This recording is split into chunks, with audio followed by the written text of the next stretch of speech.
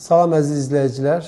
Mən Doktor Əfqan Cəfərov, travmatoloq ortoped, Lüks Hospitalın travmatologiya şöbəsində çalışıram. Deyirəm, bugün sizə yaşlılıq və meditasiya haqqında məlumat verim. Çox aktual bir mövzu olduğu üçün bunu gündəmə gətirmək istəyirəm və bu barədə qısa da olsa sizə məlumat vermək istəyirəm. Nədir meditasiya? Meditasiya sözünün mənası insanın özünə fokuslanmasıdır. Meditasiya sözünün mənası insanı özünü tanıması, özünü dərk etməsi, bədən orqanlarına qulaq asması və ona uyğun şəkildə onu tənzimləməsi və tərbiyə etməsidir. Hər bir insanın meditativ ehtiyacları vardır. Bəlli yaşdan sonra da, xüsusən də 50 yaşlardan sonra həm bizim ruhsal, həm də bədənsəl meditasiya ehtiyacımız ortaya çıxır.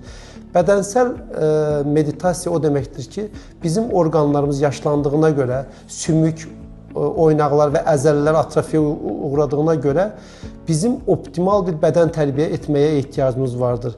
Yəni, doğrudur, 50 yaşdan sonra bizim yerişimiz, bizim yürüşümüz, qaçışımız bizi rahatsız edə bilər və bədən buna izin verməyə bilər.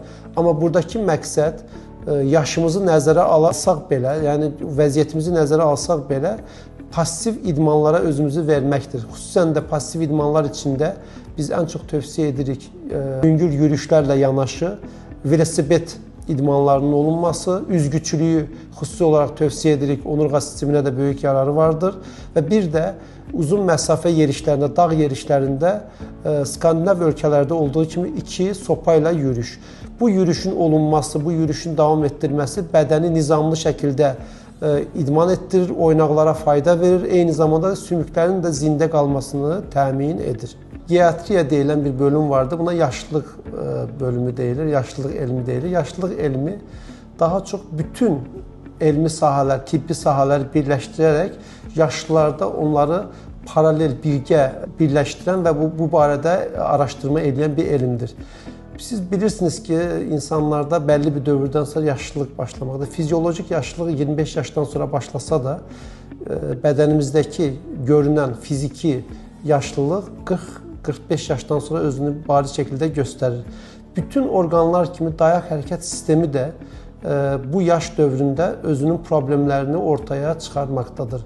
Bizim buradakı hədəfimiz bu yaşlılıq fiziologiyasını öyrənib və bunu bilərəkdən və buna qarşı mübarizəni düzgün aparmaq lazımdır. Məhz buna görə biz yaşlılıq haqqında danışanda meditasiyadan bəhs eləmək istəyirik. Digər tərəfdən isə meditasiya sözü ruhsal və mənəvi bir meditasiyadır. Nə olursa olsun, bəlli bir yaşdan sonra bizim insanların ruhunun sakit olması vacibdir. Yəni, nevrotik vəziyyət, stres vəziyyəti, gərginlik bütün orqanlarda olduğu kimi bizim dayaq hərəkət sistemindəki qocalıq prosesinə də mənfi təsir edir.